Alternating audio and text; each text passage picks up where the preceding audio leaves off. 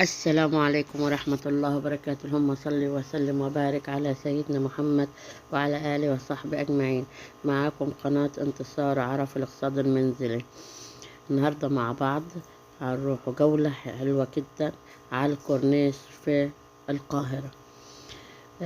طبعا أول حاجة أحب أقول لكم يا ريت كده اللي داخل على القناة جديد وأول مرة يشوفني ويتابعني، يا ريت يزور على زرار الجرس، ويا ريت كده يكتب تعليق حلو ولايك إن شاء الله يبارك لكم ويديكم الصحة. طبعا هعرفكم على العائلة الكريمة. الصغير اللي قدامكم كان قدامكم ده ملوكة واد بنتي، واللي جنبه ده حمزة مالك وحمزة، وفي عبد الرحمن هنشوفوه في بقية الفيديو. اللي انتوا كنتوا شايفينه في بداية الفيديو كان باباهم محمود وعبد الرحمن ومالك وحمزة. فطبعا احنا كنا في القاهرة لظروف ما مع بنتي، يعني كانت جات من السعودية، فالظروف كانت معاها كده، وبعد كده بدأنا نخرج بعد كده ما الموضوع بتاعها ما خلص. طبعا شايفين المنظر، احنا ده كده ده ممشى على الكورنيش، ممشى يعني بيتمشوا بيه تحت الكورنيش. ده جوز بنتي ده يعني. فكان بنتمشى وقلنا نخرج ونغير جو كده. فطبعا الممشى تحت في كافيهات وفي مطاعم وفي محلات للمكسرات واللب وكله ده هنشوفوه، بس خليكم معانا وما تكريش الفيديو فرجاء. فهو انت هتقولي يعني ايه الفايدة؟ هي الفايدة ان احنا بنغير جو مع بعض، بنشوف الدنيا وبنشوف الحياة. يعني الدنيا مش كلها طبيخ وخياطة وأكل وشغل بيت، لا لازم نغير جو. طبعا حبينا نغير جو فقلنا نتمشى على الكورنيش. عارفين في يوم جوز بنتي خرج راح الكورنيش ده الممشى، فزي ما تقولوا كان بيتكلم في التليفون. لا شوفين المرسى الناحية التانية العماير والأبراج. المهم وهو بيتكلم في التليفون، فالعيال طلبوا منه ترمس، فقال لك يعني الترمس هيجي بكام؟ ب10 ب15؟ قال لهم حاضر. اشترى لكل واحد قرطاس، وبعد ما هو خلص المكالمة بيحاسب الراجل، بيقول له كام يا باشا؟ كام يا؟ قال له دول 75 جنيه. شوية ترمس ب75 جنيه يا بنات على الكورنيش، حاجة غالية جدا. فالإنسان لما يروح هناك يتمشى بس ما يشتريش. يعني حاجة أكن إحنا من السياحة. لا إحنا مش تبع، إحنا ناس مصريين. كل واحد بيسترزق وكل واحد ما بياخد. هو ممكن عشان العربية بتدفع أرضية في على الممشى. ادي حموزة اهو يا بنات، ايه رأيكم؟ بيقول لكم حطوا لايك. وانا دينا اهو، بس اقول لكم حطوا لايك كده. ليه انا اصل ليه شايله الصوت وبتكلم انا معاكم؟ ليه؟ لان كان في موسيقى جدا في الممشى هنا واغاني، فطبعا حقوق الطبع والنشر فحبينا نشيلها. دي بنتي وجوز بنتي برضو، ربنا يصلح حالهم ان شاء الله ويديهم الصحة ويبعد عنهم العين ان شاء الله. وكل اللي بيتفرج علينا يديه الصحة ويبعد عنه العين، ويرزقكم بالذرية الصالحة. اللي محوش واللي معاه أطفال ربنا يديهم وينجحوا إن شاء الله كده، واللي محروم يديله يعني.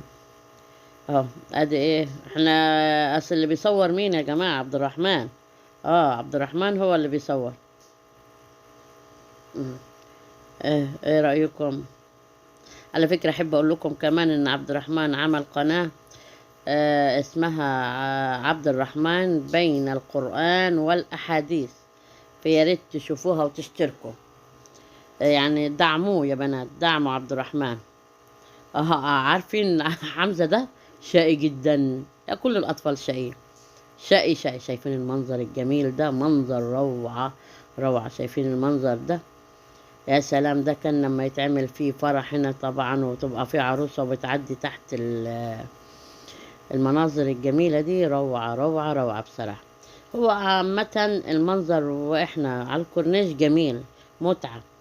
كان يومتها الجو جميل جدا جدا والله. انا كان معايا شال بنتي، خدته وحطيته على كتافي من البرد، حسيت الدنيا برد يعني. هو كان الجو حلو. هو التصوير ده كله يا جماعة كان قبل ما اسافر السعودية. كانت هي بنتي عندنا في القاهرة، زي ما تقولوا كده الظروف اللي هي كانت معاها عملت عملية. خدت شهر رمضان نصه في القاهرة، وبعد كده رجعنا فكينا السلك، يعني رجعت أسوان ورجعت فكينا السلك يعني. فربنا يعفي عن كل مريض. فشايفين المنظر، ايه رأيكم؟ منظر حلو. على فكرة الناحية التانية بيبقى فيها فيلة عادل إمام وفيلة محمد هنيدي.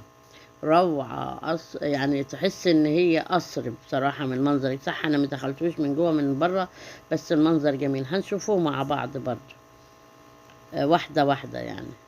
فما تجريش الفيديو كده وساعدينا، ويلا حطوا لايك وقولوا لي ايه رأيكم في الجولة دي يعني. انا عارفة في ناس هتقول ايه فايدتها، يعني تغيير جو. يعني بوريكي انك انت لو حبيتي تنزلي تمشي على الكورنيش من غير بس ما تاكلي حاجة، ما تجيبيش حاجة. بس هم ابو عبد الرحمن وام عبد الرحمن راحوا جابوا اقول لكم ما نستعجلوش، استنوا نشوفوا ايه اللي جابوه. شوية شوية هنمشي مع بعض نشوفه. بس كده يلا ضاعي لايك واكتبي لي تعليق حلو وقولي لي ايه رأيك في المنظر الحلو ده. أه. واستني برضو شوفي عملنا برضو في مدة الفيديو. يعني ايه اللي حصل، ايه اللي عملنا، جبنا كلنا ورحنا فين وركبنا فشوفي شايفين المنظر السلالم فيها لمض من تحت السلم، كل درجة فيها لمضة يعني بتنور.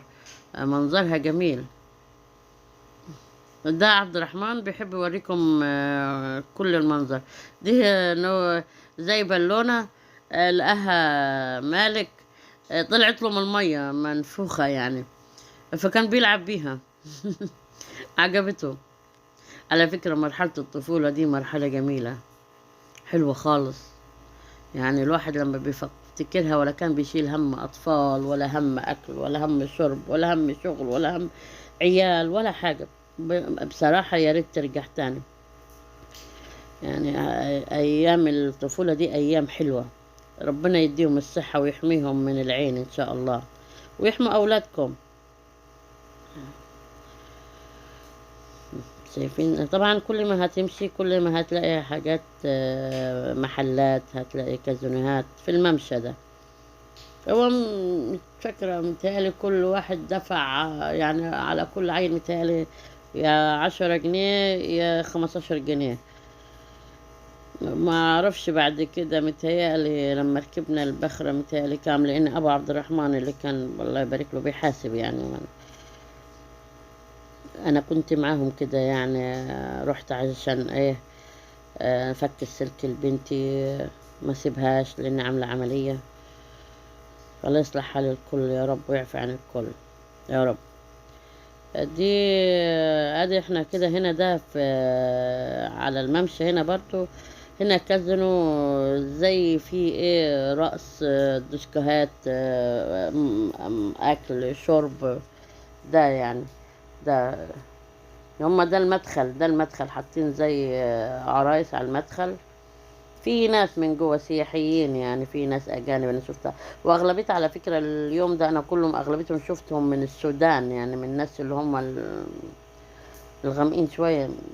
السودان متهيألي كنت شفت كميه كبيره من السودان هنا عندنا في مصر. على فكره بلدنا مصر حلوه، بتستقبل كل الناس يعني من كل الدول.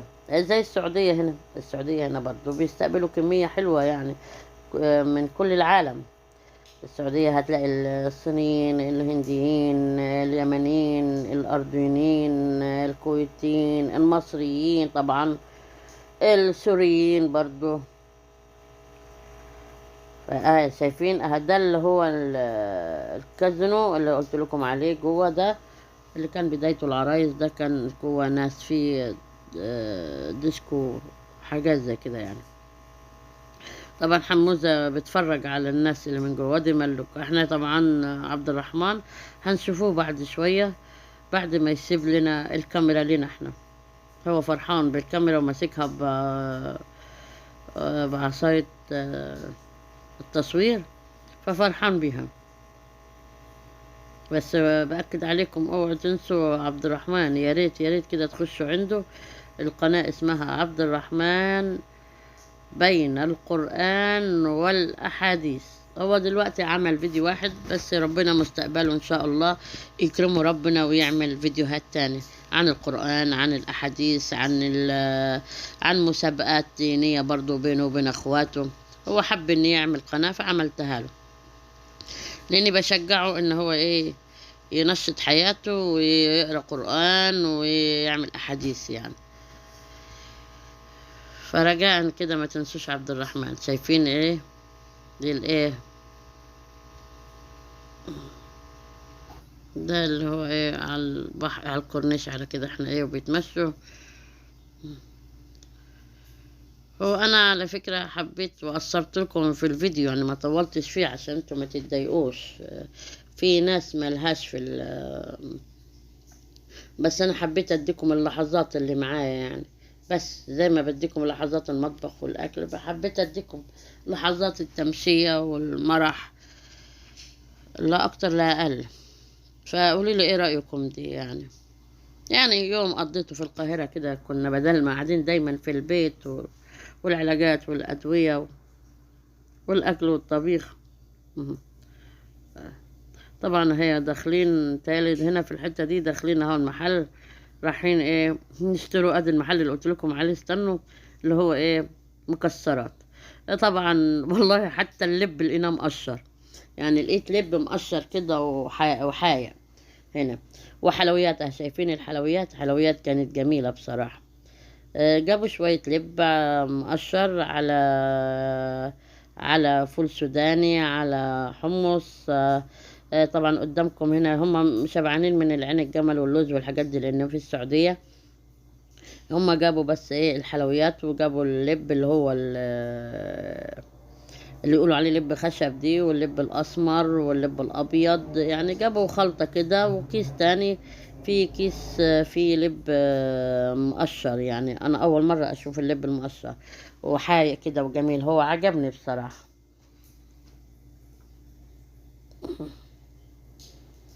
هو هنا بيقول لهم ايه اللي عايزينه، يعني بيختار لهم الراجل، يعني احط من ده واحط من ده ولا احط من ده. ده كله كان تصوير عبد الرحمن، لان عندكم شايفيني انا هو واقفه. عبد الرحمن جدع يعني، بيحب يصور، لان مامته كان بتشتغل قبل المدرسة شيشان، يعني بتصور في الأفراح والقاعات في السعودية يعني، ولحد معاها لحد دلوقتي معاها الكاميرا بتاعة التصوير. ربنا يصلح حالهم يا رب، ويا رب يكرمكم كلكم بجاية الحج والسعودية إن شاء الله. بصراحة متعة هنا يا جماعة، بصراحة بصراحة. صح أنا بكلمكم وبديكم رأيي، بس الصوت ده وأنا في السعودية، لأني أنا زي ما قلت لكم في فيديوهات كتير أنا موجودة على الموبايل، فحبيت أخفف الموبايل من الفيديوهات عشان أعرف أصور هنا في السعودية. لاني انا لما رجعت بعد يعني خدت شهر رمضان كله، ان عيال بنتي جم، بعدها جات لنا ضيوف، وبعد كده سافرت لعملية بنتي، وبعد كده جيت على العيد، ما جيتش غير قبل العيد بيوم برضو. دي حاجة. وبعد كده رجعت بعد العيد بيومين 3 كده، الحاج عبد الفتاح سافر السعودية. أنا قعدت بعد كده حوالي 10 أيام ألم في البيت وألم في الدنيا دي، لأن كان ضيوف تيجي ضيوف تطلع. فيعني قلت بدل ما حدش معايا ألم في البيت، وعملت حاجات للسفر وحضرت للسفر. فاخدت بصراحة شهر رمضان ده من قبل شهر رمضان ب10 أيام، من ساعة ما جم عيال بنتي لغاية ما مشيت من السعودية، وأنا والله ما ارتحت يا بنات، والله العظيم ما ارتحت. يعني بين عيال بنتي وبين الضيوف اللي جات لي في رمضان. بعدها سافرت القاهرة للعملية، بعد كده رجعت للعيد وتنظيف البيت يعني، بعد كده سفر الحاج عبد الفتاح، وبعد كده تحضير لم شقتي انا قبل ما اسافر برضو. حاجات كتير يعني. شايفين المنظر الجميل ده؟ شايفين ده فندق يا بنات على الصف الثاني، وده ادي ملوك اهو بياكل في شوكولاته جابوها من المحل الكبير مكسرات. صور تسامي اهو عبد الرحمن معانا اهو، شايفينه؟ يمكن في الحته دي انا بقى اخدت منه الكاميرا اهو. عبد الرحمن انا عايز الجبنه اللي لابس عبد الرحمن ده كبير، الكبير الاول من عيال بنتي، ده قلنا ملوكه، وبعد كده احنا شفنا حمد. شايفين البحر؟ هم اشتروا طبعا الاكياس اللي هو قلت لكم عليها دي، وبدا ايه قال لك هناكل في المركب لما يركبوا.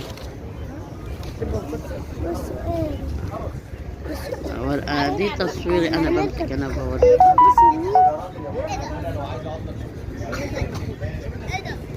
هو كان يوم حلو بصراحة، يوم كان جميل. انتوا عارفين ان في طيارات؟ لازم الانسان يطلع شوية كده ويغير جو.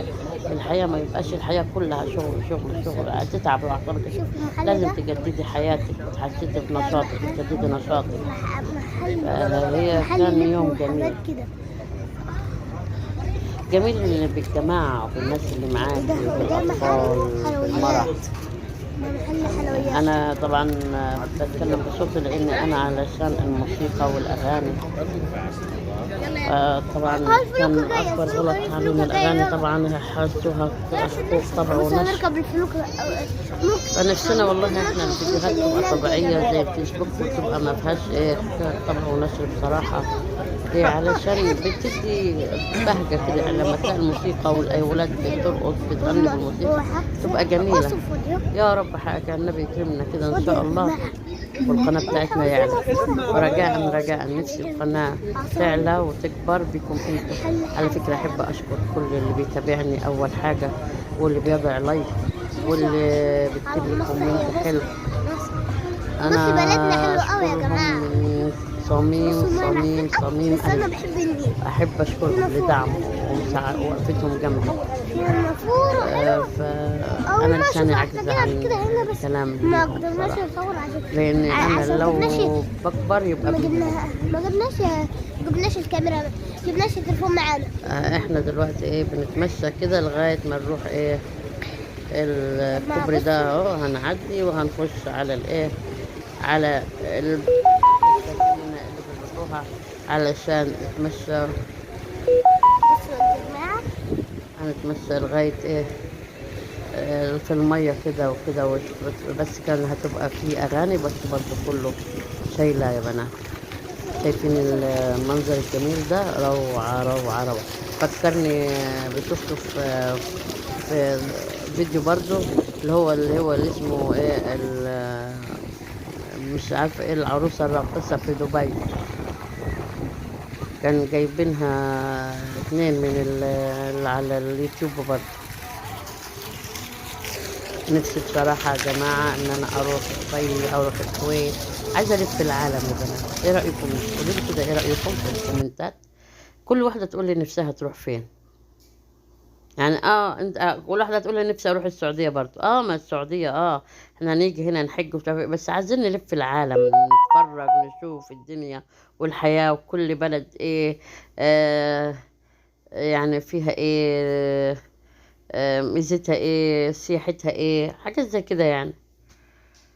قولوا لي كده ايه رأيكم. كل واحدة تقول لي ايه رأيها، عايزة تروح فين. يلا كده هستنى كل واحدة تقول لي مزاجها او رأيها تروح فين في اي بلد. تقول لي عايزة تروح سوريا، تروح دبي، تروح لبنان، يعني الكويت، الامارات، دبي، قطر، عمان.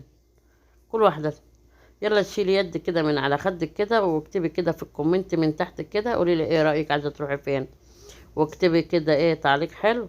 ويا ريت كده ايه اللي داخل اول مرة واول مرة يشوفني، يا ريت كده يدوس على زرار الجرس ويفعل كلمة الكل عشان يوصل له كل فيديوهاتي. ولايك، اوعي تنسوا اللايك. اهي شايفين اهي. فين يا بنات المنظر ده بيفكرني بايه؟ زمان وانا صغننه قوي زي عيال بنتي كده، يعني كنت يمكن في اولى اعدادي زي كده. كان بابا الله يرحمه هو وماما كان في عيد شم النسيم ياخدونا في السفينة، ونقضي اليوم كله احنا وحبايب بابا واصحاب ماما. نقضي اليوم كله في السفينة دي. السفينة دي كان بتبقى او كابينة بتبقى فيها اوض يعني. يعني اللي عايز يخش يرتاح لمدة ساعة ولا حاجة يرتاح. وكان ناخد لب وكان ناخد ترمس وناخد كحك وناخد بيض مسلوق ملون. يعني البيض كنا نلونوه زمان. زمان كنا ايه ما نفكرش في حكاية الالوان دي كتير. كانت ماما تحب الالوان الطبيعية. تجيب لك اللون الاخضر تعمله بلون الشجر، اللون الاحمر بلون الكركديه، اللون الاسود بالشاي. فكانت تعملهم يعني كرتونة كده، تعمل كرتونة كده كبيرة اللي هي كرتونة البيض، وتقسمهم ايه، وتغلي كل 10 لان هما كان 30 بيضة. كل 10 في ايه، في علبة. كانت تغليهم في علبة. وعشان تخاف كانت تاخد علب السمن يا بنات، تغلي الحاجة دي في علب السمن، تبقى غاسلة مخلية كام علبة كده نضاف بغطاهم، وتروح ايه غلياهم في علب السمن، وتحط الكركديه في علبة تحط. بيبقى انا بصراحة المنظر ده اللي انتوا شايفينه ده في البخرة دي، المنظر ده بيفكرني باليوم الجميل ده، باليوم ما فيه احلى من ايام زمان، بأيام إنا وقعدة إنا وأصحاب إنا وحبايب إنا. أنا بحب إنا جدا جدا. فالمنظر ده رجعني للزمن الجميل. كل واحدة تقول لي إيه كان في حياتها في الزمن الجميل، إيه في حياتها وهي صغيرة كانت تحبها في الزمن القديم. قولي لي كده في الكومنتات، يعني قولي لي إيه رأيك في الزمن القديم. يعني كانت أيامها حلوة ولا كان في أي معوقات معاكي؟ كان أيام الطفولة بتاعتك كان إيه اللي تفتكريه في حياتك إنك أنت كانت جميلة معاكي؟ يعني انا في حياتي كانت والدتي الله يرحمها، واصعب حاجه فيها في فراقها. طبعا احنا كان فسح مع والدتي او مع والدي، كان هو عايشين في محافظه قنا، وايام الطفوله مع اصحابي وحبايبي. فكانت ايام بصراحه كلها حلوه، ايام حلوه. انا عندي المحافظه احلى من القريه، صح. انا مش متضايقه ان انا قاعده في قريه، والحمد لله ما بعتبرهاش قريه دلوقتي، لان هي دلوقتي بقت يعني قريه نموذجيه وحلوه وعايشه على الطريق. يعني بيتي على الطريق السريع حلو. بس مش عارفه ليه يا بنات محافظه قنا عندي عشق كده. انا عندي عشق محافظه قنا، بحبها. يلا ربنا يديني واجيب فيها حاجه ان شاء الله يا رب. ادي ايه، انا بوريكم مين هنا بقى اللي بيصور معانا. شكله حموزة، لان ادي عبد الرحمن وادي انا. اه شكله حموزة، حموزة اللي بيصور. مم. ما هم الولاد فرحانين بالكاميرا والدراع اللي ماسكينه حطاه في الكاميرا. كله ادعى على كده. احنا قاعدين ولسه البخرة ما انا قعدنا حوالي ساعة فيها من غير البخرة ما تتحرك. يعني قصدي مش البخرة اللي هي السفينة دي الصغننة دي يعني. ادي حموزة اهو ساب الكاميرا لاخوه. مم. لا سابها لي انا على فكرة، بدل ما جه الناحية دي يبقى سابها لي انا. معلش ما انا بقول لكم اصل الفيديو ده من بدري، من في ايام بعد العيد على طول. مم. ادي عبد الرحمن اهو رجع خد الكاميرا مني وبيصور تاني اهو. لان احنا متهيالي بدأنا اتحركنا دينا اهو. هو المركب ما كانش فيه حد غيرنا احنا، واحد وواحدة بنته يعني، مركبوش كتير يعني. فكانت حلوة وهادية. بس الجماعة لما يكون مجموعة كبيرة بتبقى أحلى، والهيصة والزيطة بتبقى أحلى يعني. ومتهيألي والراجل كمان شغل لهم أغاني، فكان يوم حلو يعني.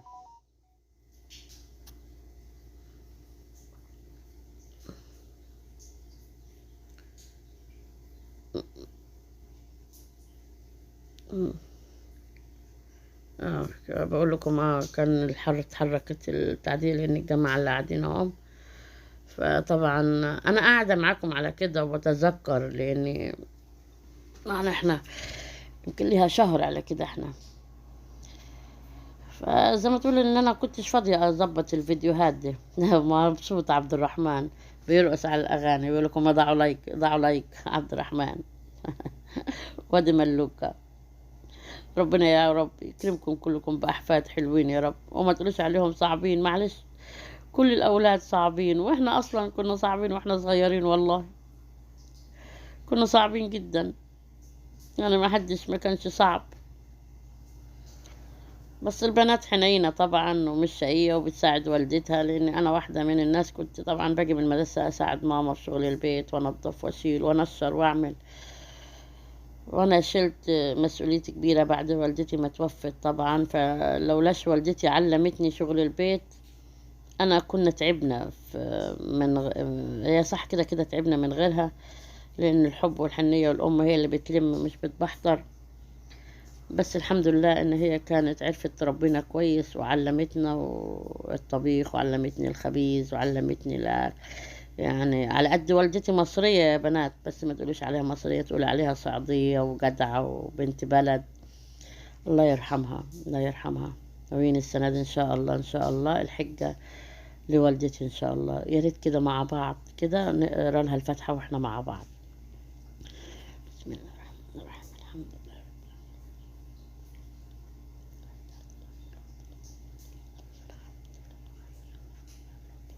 آمين.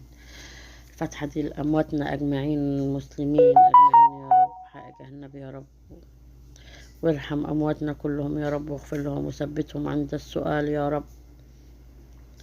يلا خلينا تاني مع عبد الرحمن. عبد الرحمن نزل يغني ويرقص مبسوط، شايفين ماسك وانا هين انبسطت معاهم، مبسوطة معاهم، عايزة احسسهم بايه بالبهجة مع بعضينا كده. انا كان نفسي اسيب لكم الموسيقى بس ايه معلش سامحوني.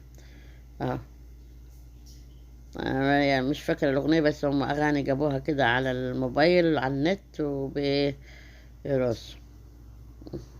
شباب بقى عايزة تتهنى. ربنا يسعدهم ويهنيهم يا رب. ده الحاج أبو عبد الرحمن محمود خليفة. حب يوريكم برضو ايه شوية من لقطات من ايه من النيل.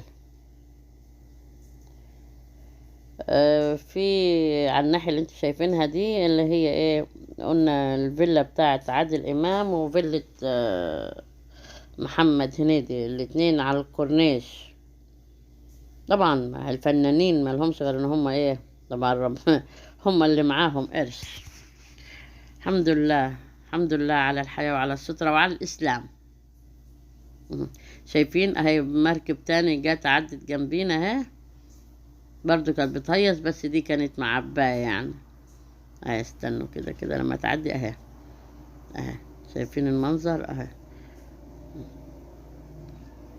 طبعا على قد كانش العيد ده، كان خلص العيد يعني اسبوع كان خلص العيد. بس في ناس بتحب تغير جو، يعني مش تقولك ان المدارس مش عارفه، بيديها يوم كده تغيير جو يا بنات. فانتي ما تقوليش ان في امتحانات في بتاع، لازم تطلعي تغيري جو مع اطفالك علشان تجدد لهم الحياة، ما يبقاش في ضيقة او كبت كده وخنقة. فاهمين ولا لا؟ فريت تشوفوا المنظر. البخرة دي حلوة وجميلة، هي البخرة اللي احنا راكبينها دي. فانا طبعا هنا في اللحظة دي انا اللي مسكت لكم الكاميرا عشان اوريكم. هتلاحظوا ان هي ايه المية اللي بتجري دي فوريكم المنظر بتاع المية مع الطريق اللي هو ايه العماير والابراج والفنادق والمحلات والمطاعم كلها على الكورنيش هنا. صراحة جميلة جميلة. في كورنيش المعادي، كورنيش رود الفرج، في كورنيش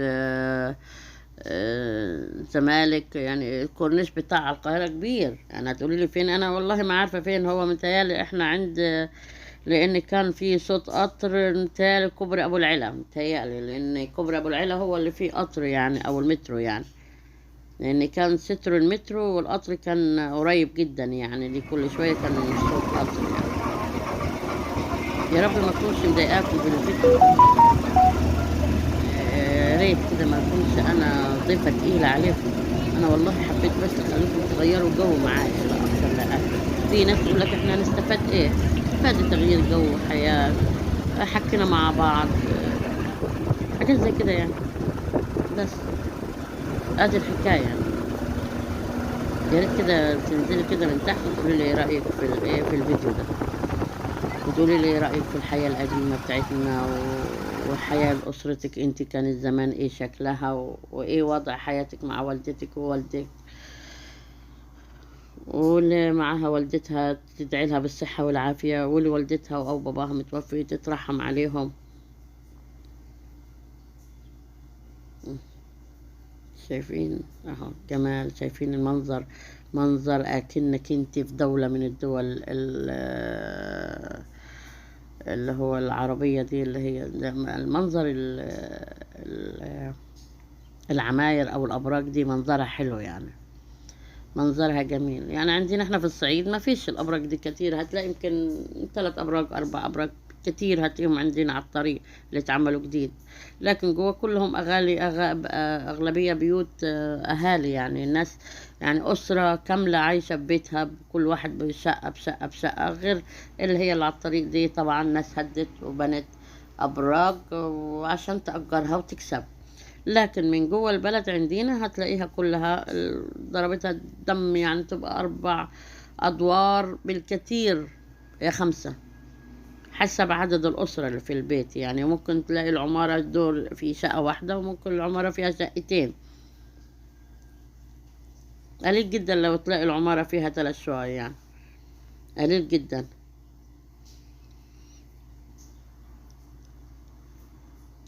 يلا كده تنسيش كده تدعميني وكده، ويا ريت اللي دخل اول مره وشاف الفيديو بتاعي يا ريت كده يعمل جوله على القناه ويشوف يقول لي ايه رايه في القناه بتاعتي، محتاجه رايي جدا جدا ويقول.